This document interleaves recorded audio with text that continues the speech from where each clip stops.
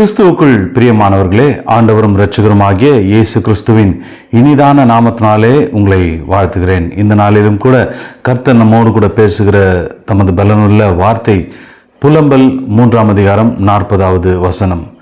நாம் நம்முடைய வழிகளை சோதித்து ஆராய்ந்து கர்த்தரிடத்தில் திரும்புவோம். ஆமென்.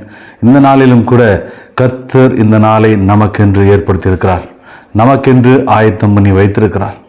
இந்த பரிசுத்த நாளில், இந்த பரிசுத்த ஓய்வு நாளில், இந்த ஞாயிற்றுக்கிழமையில கர்த்தருடைய சமூகத்துக்கு நாம் வர வேண்டும். கர்த்தருடைய ஆலயத்துக்குள்ளாய் நாம் வர வேண்டும்.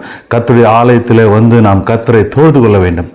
நாம் நம்முடைய வழிகளை சோதித்து ஆராய்ந்து, கர்த்தர் கடந்த வருடத்தில் நம்மை நடத்தினதை ஆராய்ந்து, நம்முடைய வழிகளை நடத்தினதை ஆராய்ந்து, அதை சோதித்து பார்த்து, கர்த்தர் எப்படியாய் அற்புதமாய் என்னை நடத்தி வந்தார், இந்த வருடம் ஆரம்பித்து இத்தனை நாட்களை கர்த்தர் நேர்த்தியாய் நடத்தி வந்தார், அந்த வழிகளை ஆராய்ந்து, அந்த வழிகளை சோதித்து பார்த்து கர்த்தர் எப்படியாய் நம்மை நடத்தி வந்தார் என்பதை ஆராய்ந்து கர்த்தருடைய சமூகத்தில், அவருடைய ஆலயத்தில் வந்து நாம் நன்றி உள்ளவர்களாய் நாம் நிற்க வேண்டும். அதைத்தான் கர்த்தர் நம்மிடத்திலிருந்து எதிர்பார்க்கிற தேவனாக இருக்கிறார். அவர் சமூகத்தில் நாம் வர வேண்டும். அவரை நாம் திரும்பி பார்க்க வேண்டும். கர்த்தரை நாம் தேட வேண்டும். அவர் ஆலயத்தில் வந்து அவரை தொழுது கொள்ள வேண்டும். கர்த்தருக்கு நன்றி செலுத்த வேண்டும்.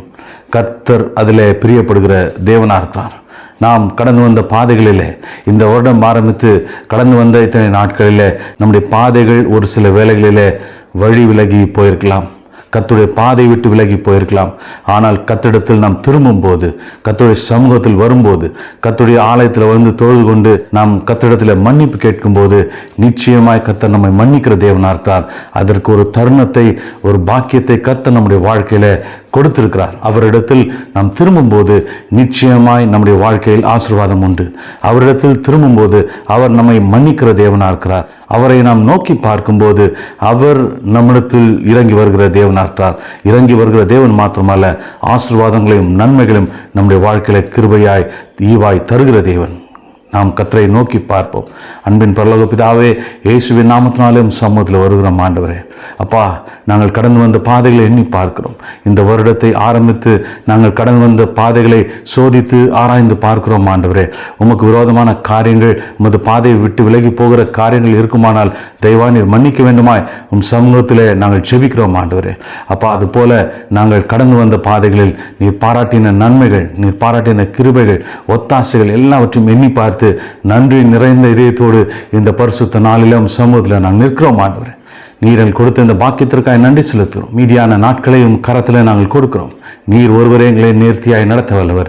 எங்கள் வழிகளை அனுதினமும் நாங்கள் சோதித்து ஆராய்ந்து உம்மிடத்தில் அனுதினமும் நாங்கள் திரும்புகிறவர்களாய், உம்மை நோக்கி பார்க்கிறவர்களாய், உம் சமூகத்தில் காத்திருக்கிறவர்களாய் நீர் கிருபை தருணமாய் இயேசுவின் வல்லமையுள்ள நாமத்தினாலே ஜெபிக்கிறேன் நல்ல பிதாவே, ஆமென். கர்த்தர் இந்த நாளிலும் உங்களை ஆசீர்வதிக்க வல்லவர்.